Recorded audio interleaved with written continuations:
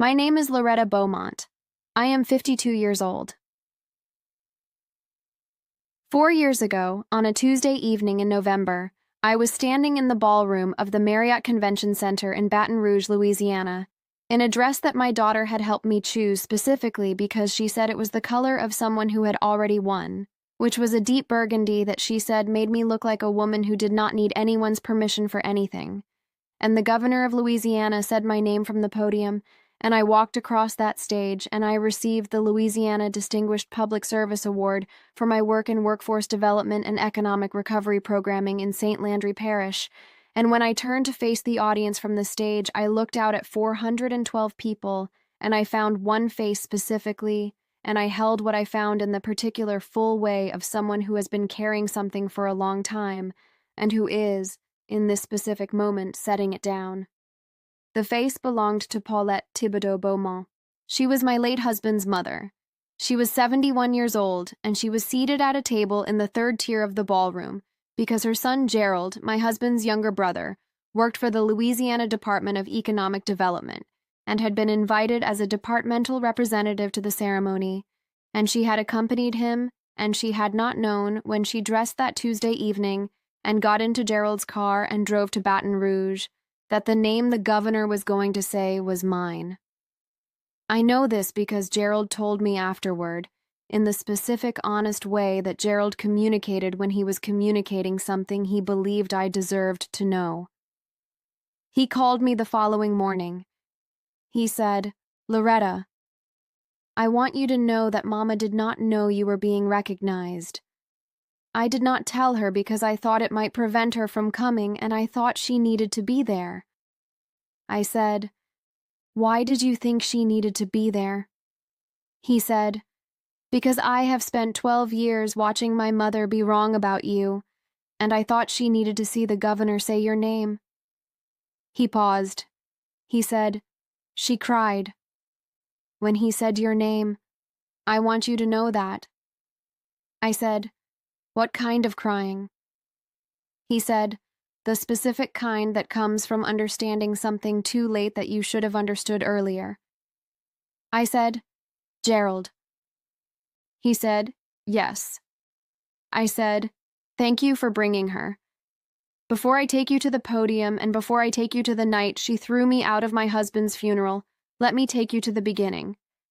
Because the beginning is the specific place where I first understood what kind of woman Paulette Thibodeau Beaumont was, and what her understanding of me had always been, and what I decided to do about it across 12 years that she did not know I was doing.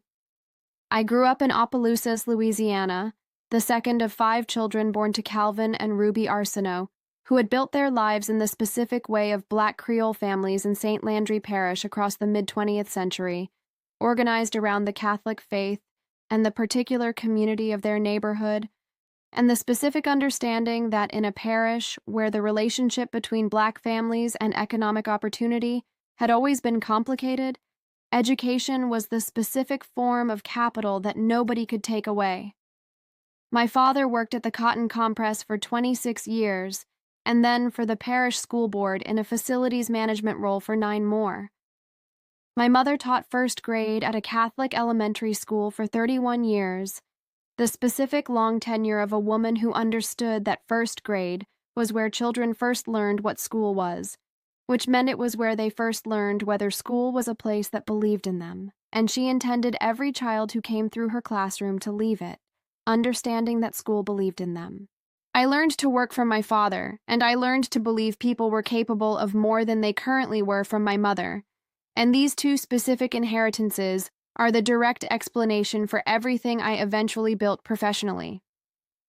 I went to Southern University in Baton Rouge and studied public administration, the specific practical choice of someone who understood from growing up in St. Landry Parish that the institutions through which public resources were delivered determined whether those resources reached the people who needed them, and that the people who ran those institutions determined whether the institutions worked the way they were supposed to work, and that being one of those people was a specific form of service that her parents had prepared her for.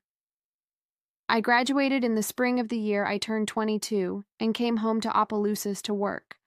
the specific choice of someone who had decided that the place she was from was the place she was going to build something in, rather than the place she was from and left. St. Landry Parish had the particular combination of genuine need and genuine community that makes public service work meaningful, rather than administrative, and I understood from the beginning that the work I wanted to do was the work of connecting people who needed economic opportunity with the specific programs and resources and training that could produce that opportunity. I worked for the Parish Economic Development Office for 3 years, then for the Louisiana Workforce Commission Regional Office in Opelousas for 7 years, then in a director role at a nonprofit called the St. Landry Economic Recovery Initiative that I helped found in the aftermath of the specific economic disruptions that hit South Louisiana in those years, the combination of industry contraction and hurricane recovery, and the particular economic fragility of rural communities in a state whose resources have always been concentrated in its urban centers. I met my husband, Remy Beaumont, at a community meeting about workforce training in the fall of the year I turned 31. He was 36, a vocational instructor at the Technical College in Opelousas, who spent his professional life teaching specific skills to people who needed specific skills, and who brought to that work the particular combination of patience and high expectation that effective vocational instruction requires. He was a warm man. I want to say this clearly and first, before I say anything else about him or about his family, because he deserves to be known as himself before he is known in relation to what surrounded him. He was warm and specific, and he loved the people he worked with, and he loved me with the particular full attention of someone who had decided that I was the person he had been waiting to find, and who was not confused about that decision. We married in the fall of the year I turned 33. The wedding was in Opelousas, at the church my family had attended for 3 generations. The reception was at a hall 2 blocks from the church. 300 people attended, the specific number that a wedding in a community where everyone knows everyone produces. Paulette Thibodeau Beaumont attended. She had the specific quality of a woman who had decided something before she arrived, and who was attending the event as a form of tolerance rather than as a form of celebration. She was cordial in the particular way that cordial can be when it is the maximum expression of acceptance available from someone who has not fully granted the acceptance. She danced once with Gerald. She said something kind to Remy. She said something to me that was technically gracious and that carried, in its specific framing, the particular quality of something conditional. She said, "I hope you make my son happy." Not, "I'm so glad he found you." Not, "Welcome to the family. I hope you make my son happy." The hope organized around Remy's happiness and around my ability to produce it, which communicated a specific thing about how she understood my role in the marriage and in the family. I filed this away. I said, "I intend to." She looked at me for a moment. She said, "He deserves the best." I said, "I know." She said, "I hope you understand what that means." I said, "I understand it completely." She moved on to the next conversation. I went to find Remy on the dance floor. I want to tell you about the 10 years of our marriage before I tell you about the night of the funeral, because the 10 years are the specific context within which the night of the funeral has to be understood. Remy and I built the particular life of 2 people who are genuinely suited to each other, who disagree about specific things, with the productive friction of people whose disagreements are not about fundamental values, but about the expression of shared values in specific situations, and who have the particular ease of a relationship where both people know they are in the right place. We had 2 daughters, Camille, who is now 21, and Josephine, who is 18. They were born in the 2nd and 4th years of the marriage, and they were, and continue to be, the specific people who represent the best of both of us, which is the particular thing that children can be, when the marriage that produced them was genuinely good. The specific difficulty in our marriage was not between Remy and me.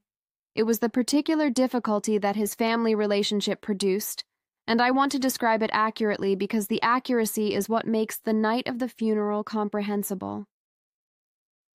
Paulette had 4 sons. Remy was the oldest. Gerald was the youngest.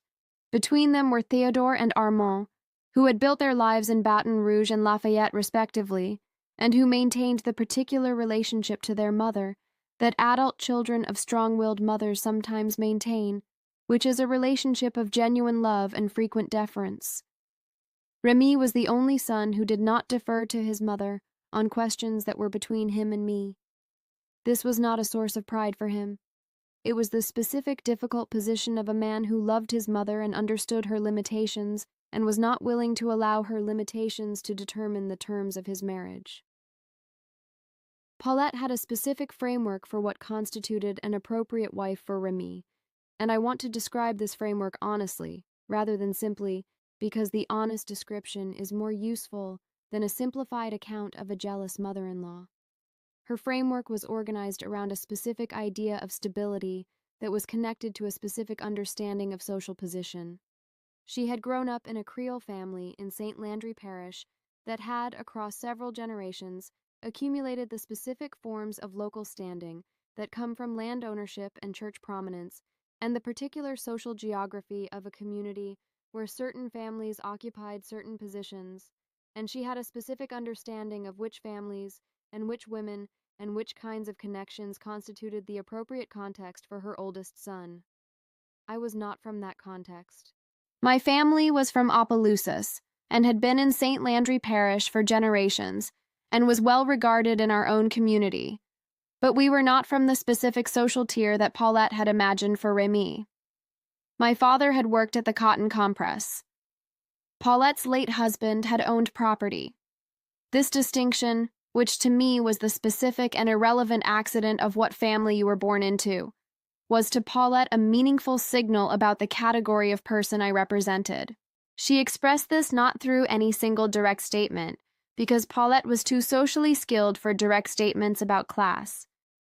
She expressed it through the specific accumulation of small things, the particular comments about Remy's previous girlfriends and where their families were from, the occasional references to properties and family connections that she framed as information sharing and that functioned as reminders of what she understood to be the relevant social geography, the specific quality of her attention to my daughters when they were born, that was warm and genuine, and also organized around which family they looked like and which family they should understand themselves as belonging to. I watched all of this. I did not respond to it directly because responding to it directly would have required a confrontation with Paulette that would have cost Remy something in his relationship with his mother, and the cost was not mine to impose. I watched it and I understood it, and I continued building what I was building, which was my professional life and my marriage and my daughters and the specific things that were mine regardless of Paulette's framework for understanding them. I want to tell you something specific about those 10 years that is relevant to what happened after. In the 8th year of our marriage, Remy was diagnosed with a form of lymphoma. The diagnosis was not the specific sudden kind that gives no warning.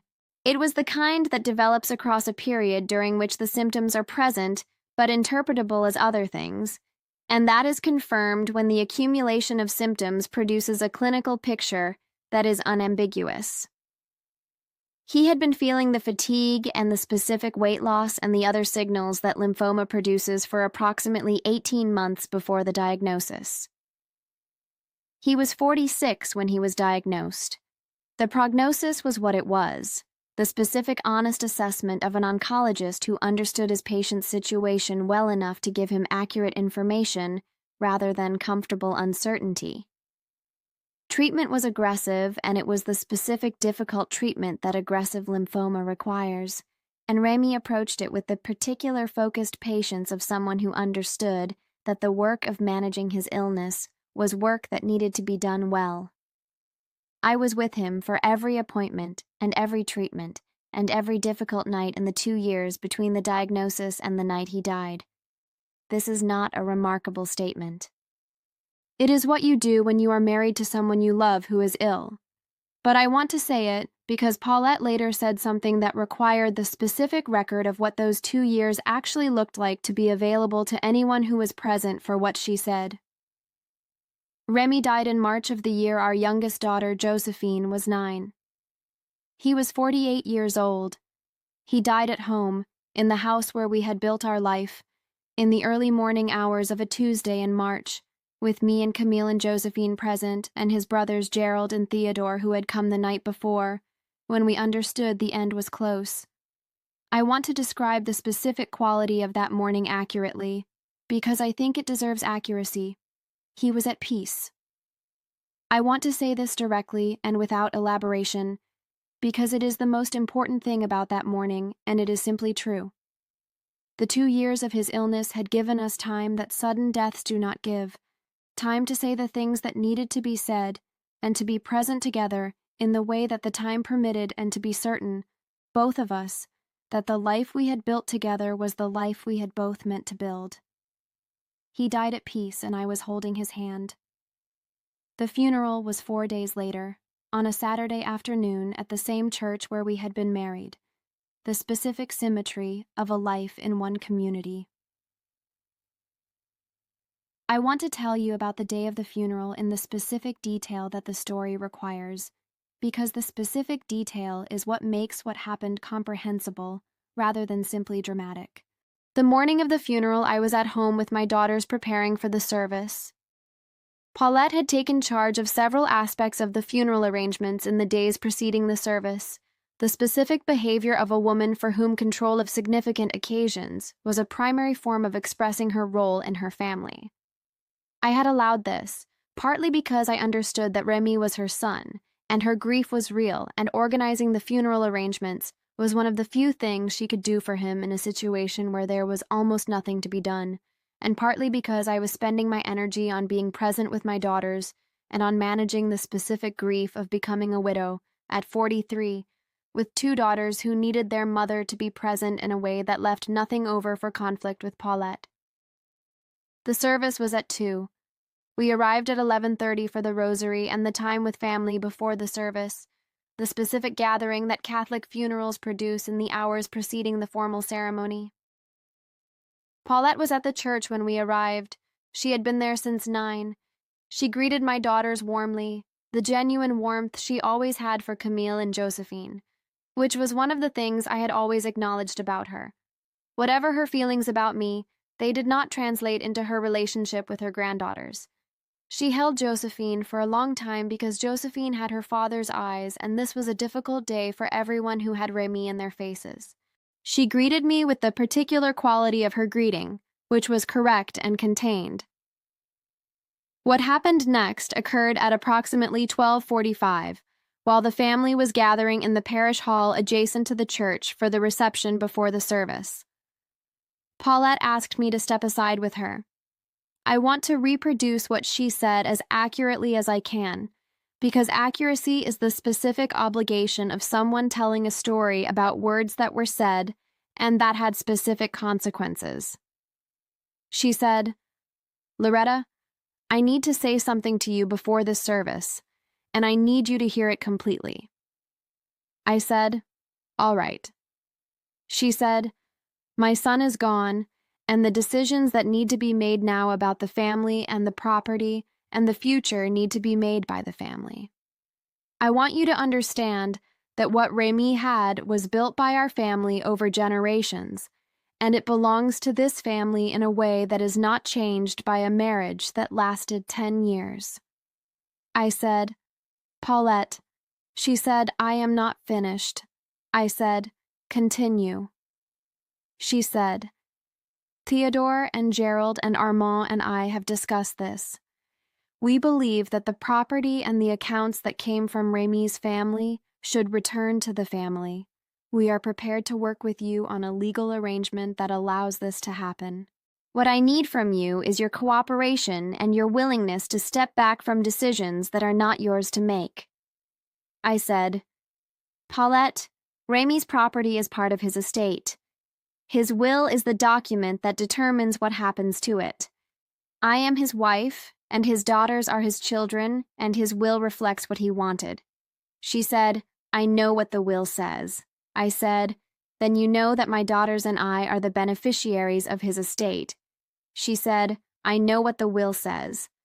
I also know that what Remy wanted and what is right for this family are two different things."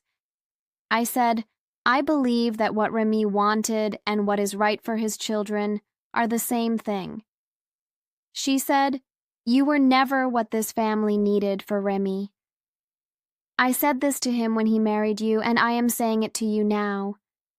You never amounted to what he deserved, and you do not deserve what he left you. I said nothing.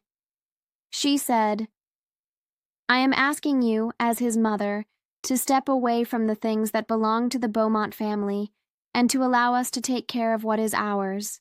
I said, "Paulette, I am going to say this once, and I will say it specifically. I am Remy's wife and his daughter's mother, and the beneficiary of his estate as he specified in his will.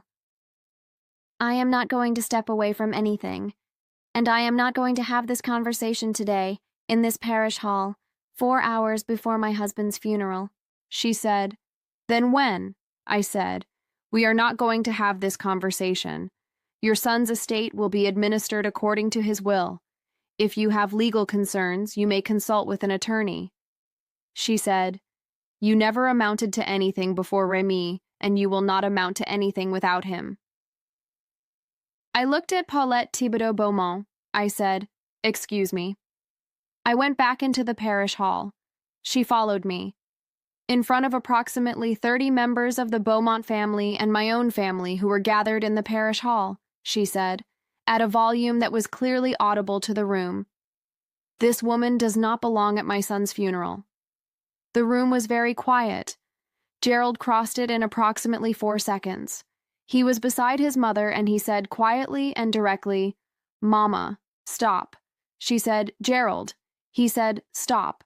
This is not happening here." She looked at him. She said, "Your brother deserved better than this woman." Gerald said, "Your brother chose this woman." That is the end of the conversation. She looked around the room, at Theodore and Armand, who were both standing and neither of whom said anything, which is the specific form of communication of people who have decided not to intervene. She looked at me. She said, "You will not last without him." I looked at my daughters, who were standing beside my mother. Camille was 12. Josephine was 9. They had heard everything. I said, "Excuse me." I walked out of the parish hall.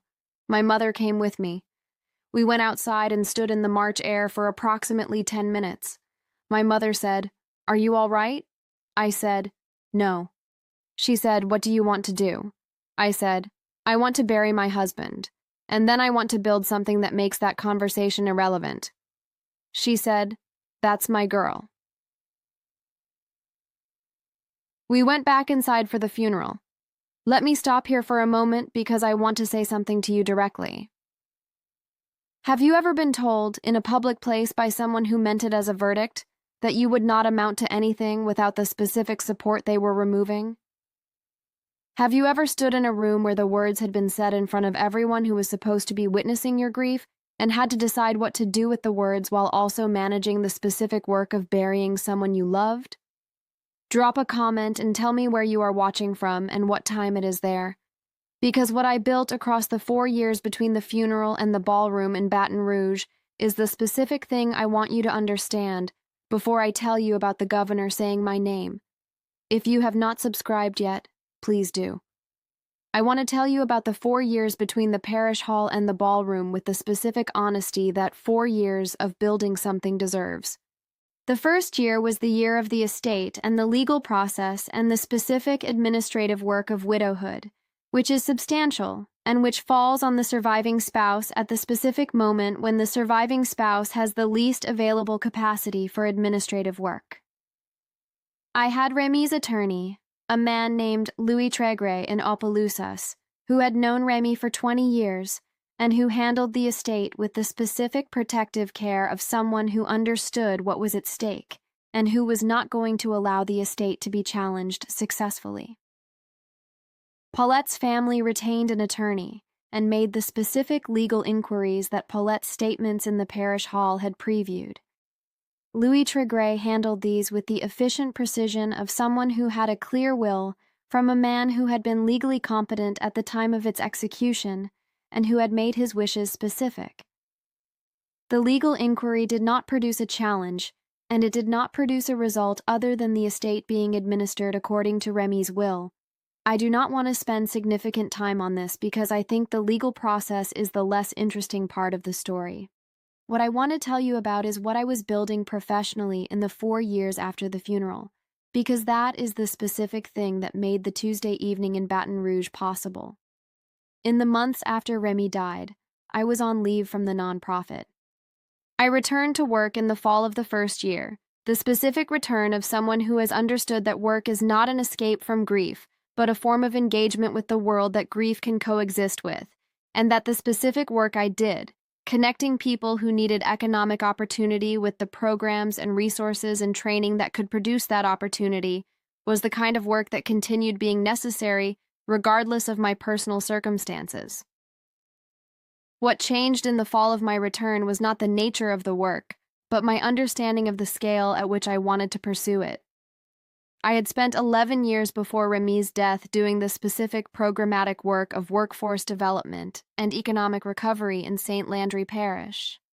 I had built programs and I had administered federal grants, and I had worked with hundreds of people who needed specific job skills and specific pathways to employment.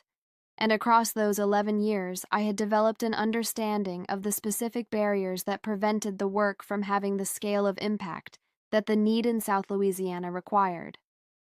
The barriers were structural. They were the specific structural barriers of rural workforce development programs in Louisiana, which included inadequate coordination between the programs that existed, insufficient connection between the training programs and the actual employers whose jobs the training was supposed to lead to, and the particular challenge of program sustainability in communities that were dependent on grant funding cycles that were not aligned with the actual timelines of economic development. I had been thinking about these structural barriers for years. After Remy died, in the specific clearness that loss sometimes produces about what matters, I understood that thinking about them was not enough, and that I had the specific expertise and the specific relationships and the specific professional standing in the field to do something about them at a scale I had not previously pursued. I began writing a proposal for a statewide workforce development coordination initiative in the January of the second year after the funeral. The proposal was built from 11 years of operational experience and from the specific research literature on what worked in rural workforce development, organized around the particular structural interventions that the research and my own experience suggested would produce sustainable improvement in economic outcomes for workers in rural parishes across Louisiana. The proposal took 6 months to develop properly. It went to the Louisiana Workforce Commission in the summer of the second year. The commission took 4 months to respond. The response was a request for a revised and more detailed version. I spent 3 more months on the revision. The revised proposal went back in the spring of the third year. The commission funded it in the fall of the third year with a 3-year grant that represented, at the time, the largest workforce development initiative in rural Louisiana since the recovery programming that had followed the major hurricanes of the previous decade. The initiative was called the Louisiana Rural Economic Opportunity Network. I directed it from Opelousas. Across the 2 years of implementation before the awards ceremony, we established coordination frameworks between workforce programs in 11 parishes, built employer partnership networks in 3 rural regions, that had not previously had formal connections between training programs and hiring employers, and produced documented improvements in employment outcomes for program participants that were specific and measurable, and published in the evaluation report that the Workforce Commission released in the spring of the 4th year. The evaluation report was what produced the nomination for the Louisiana Distinguished Public Service Award. I did not submit myself for the award.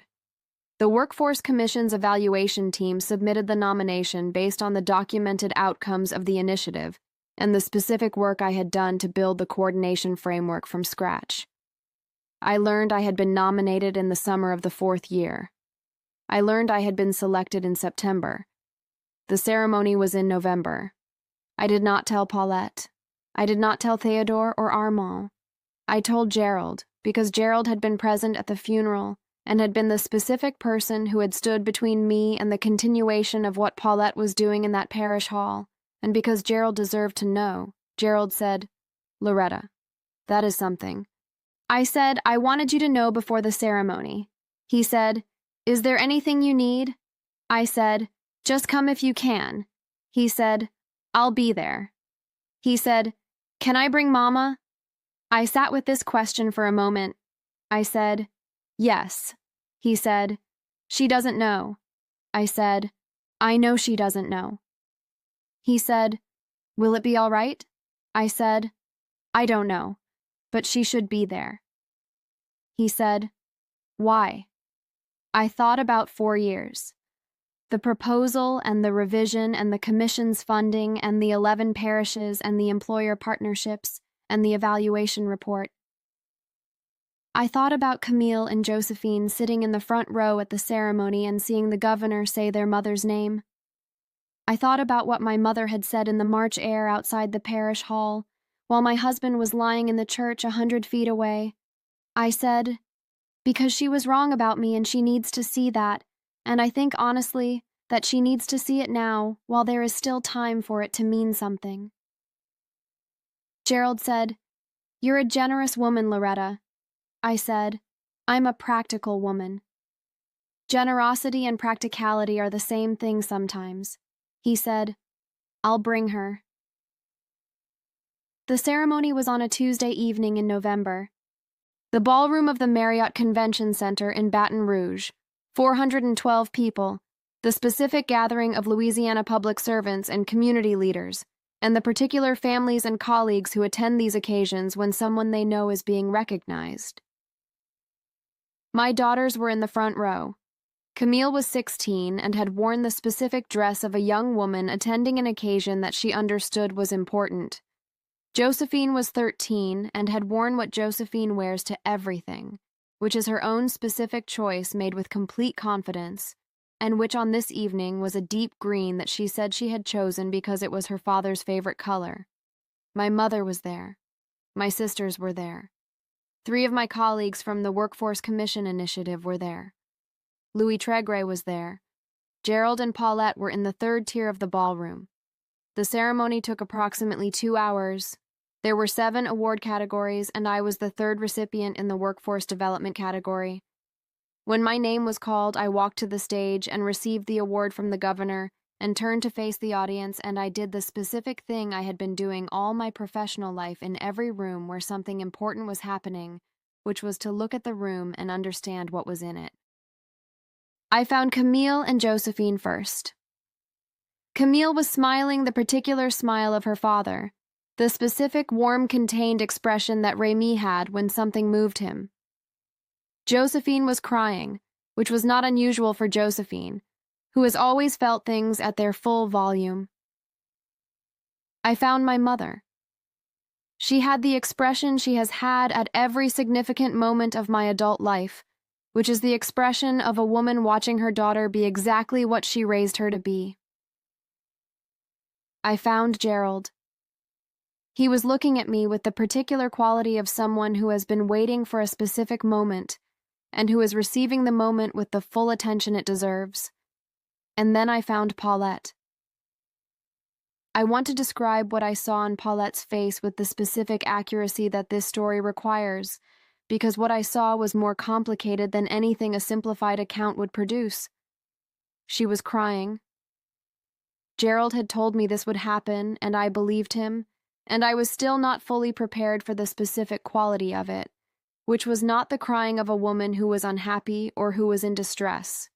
It was the crying of someone who has understood something. I know this kind of crying because I have seen it in the specific professional context of my work, which is the work of helping people see what is possible for them that they had not previously understood was possible. And occasionally across the years I have been doing this work, I have been present for the specific moment when someone sees it, and what they do in that moment sometimes includes this particular kind of crying. She understood something. She was looking at me from the third tier of the ballroom in Baton Rouge on a Tuesday evening in November, and she was understanding something she had not understood before, and she was crying from the specific weight of understanding it. I held her gaze for a moment, not with triumph, with the particular completeness of someone who has carried something for a long time and who is now, in this specific public moment, able to set it down. Then I turned back to the audience, and I said the specific thank you remarks that the occasion required, which were genuine and organized around the people who had made the work possible, the Workforce Commission staff and the program coordinators in 11 parishes, and the employers who had built partnerships, and the workers whose willingness to engage with new programs had produced the specific outcomes that the evaluation report had documented. I thanked my daughters, specifically, because they had spent 3 years watching their mother do the work and had supported the doing of it in the specific ways that daughters support mothers, which is by being present and by being resilient, and by being the specific people that Remy had raised alongside me, and that he would have been proud of in ways that I cannot adequately describe. I did not look at Paulette again during the remarks. I went to my daughters after I left the stage, and Josephine hugged me for a long time, and Camille said the specific thing that Camille says when something important has happened, which is, "Good, Mama." That was exactly right. She has her father's specific quality of economy with praise. Gerald brought Paulette to find me after the ceremony. This was not something I expected. I thought they would leave before the reception, the specific exit that people sometimes make when an occasion has been more than they prepared for. But Gerald brought her across the ballroom to where I was standing with my daughters and my mother, and Paulette stood in front of me. She was still composed. She had dried her eyes. She had the specific quality of a woman who had made a decision about what she was going to say and who was going to say it. She said, "Loretta." I said, "Paulette." She said, "I want to say something to you." I said, "All right." She looked at my daughters, at Camille and Josephine. She held their faces with her eyes in the specific way she had always looked at them, with the genuine love that had always been there regardless of everything else. She said to them, "Your mother is a remarkable woman.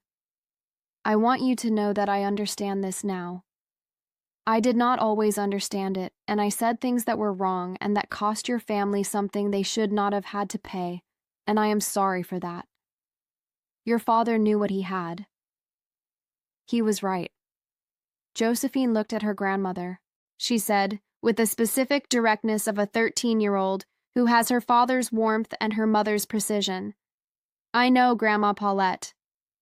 Camille said nothing. She looked at Paulette with Remy's eyes, and the particular quality of her looking said what she chose not to say with words. Paulette looked at me. She said, "I told you that you would not amount to anything without my son." I said, "Yes." She said I was wrong. I said, "Yes." She said, "I want to say that directly, not as an apology that I dress up as something else.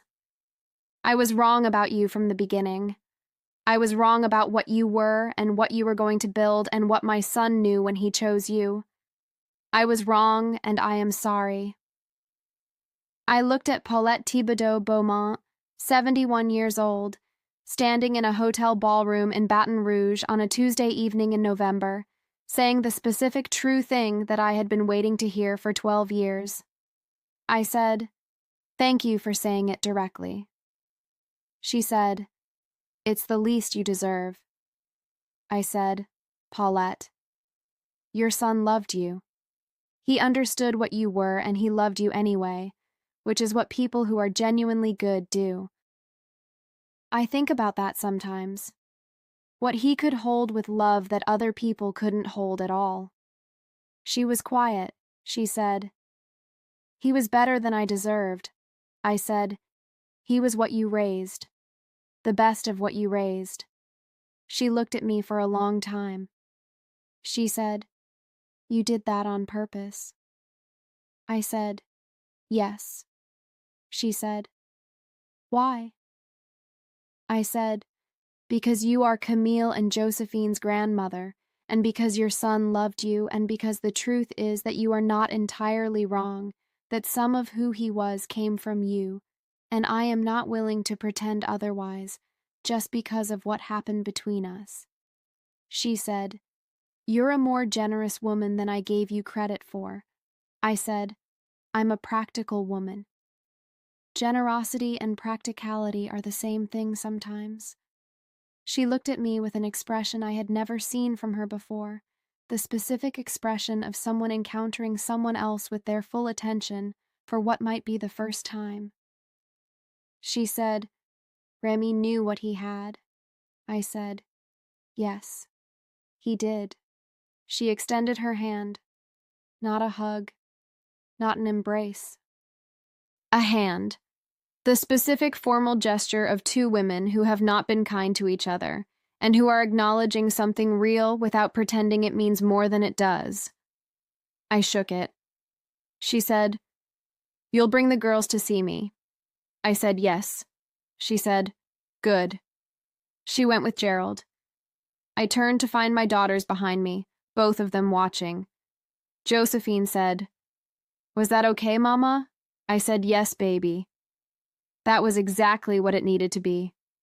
Camille said, "She cried when they said your name." I said, "I know." Camille said, "Did you want her to be there?" I thought about the specific question. I said, "I wanted her to see it." Not because I needed her to see it, because she needed to see it, and because your father would have wanted her to see it and to understand. Camille thought about this for a moment. She said, "That's very Dad." I said, "I know.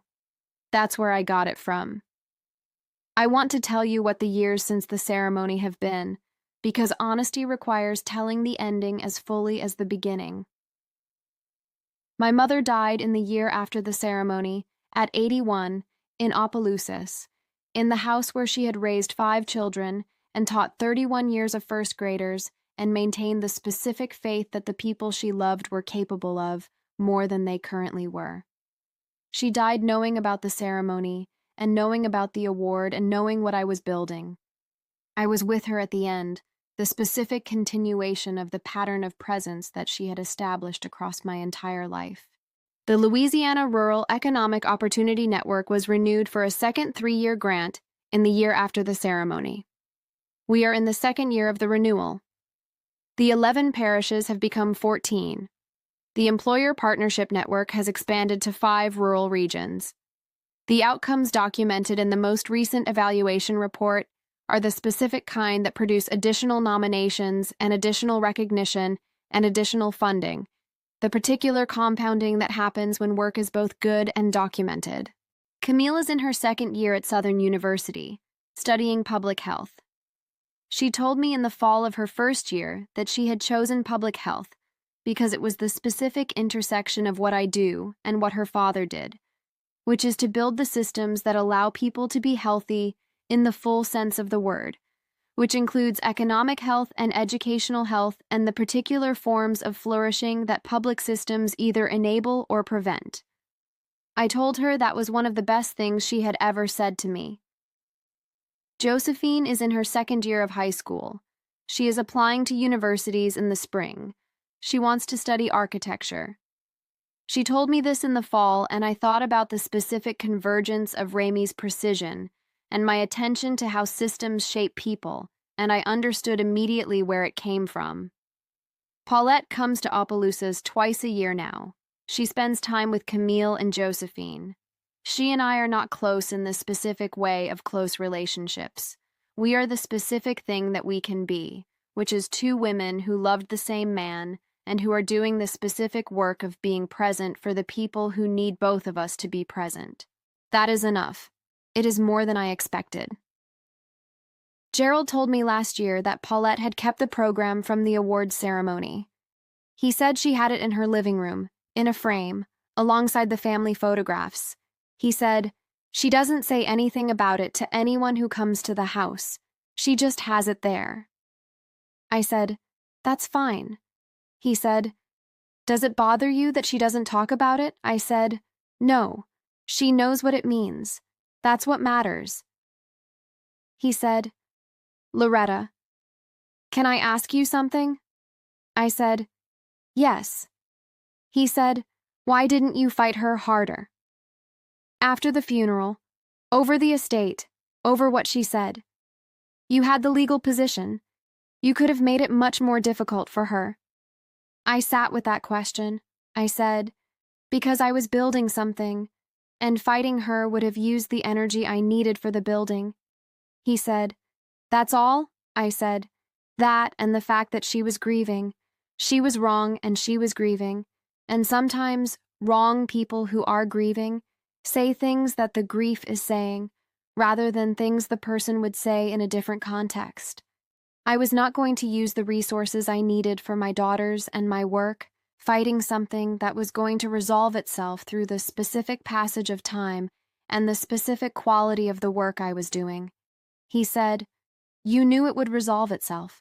I said, "I knew that if I built what I intended to build, the resolution would be built into it."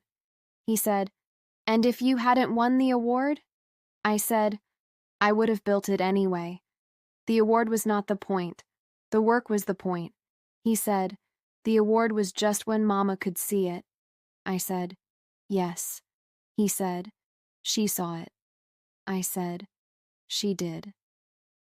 Here is what 12 years of being told I would not amount to anything, and 4 years of building something specific, and 1 evening in Baton Rouge taught me.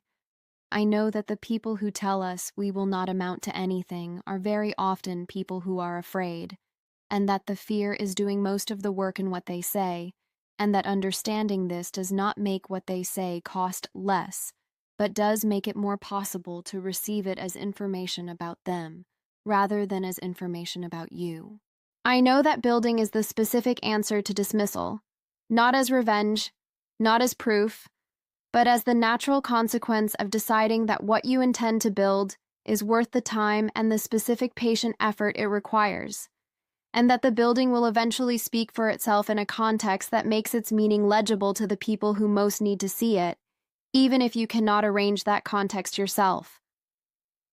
I know that the specific moment in the ballroom in Baton Rouge, standing on the stage with the award in my hand, and the governor's hand releasing mine, and the audience in front of me and Paulette in the third tier, was not the end of what I was building. It was one moment in the middle of a longer building that continues. But it was the moment that closed a specific thing that had been open since the March morning in the parish hall, and the closing was necessary, and the timing was not mine to arrange, and it came when the work was ready for it to come, and I know that what my husband knew when he chose me, the specific thing that Paulette eventually looked at in the ballroom and understood, was not something he needed to justify to his mother or to anyone.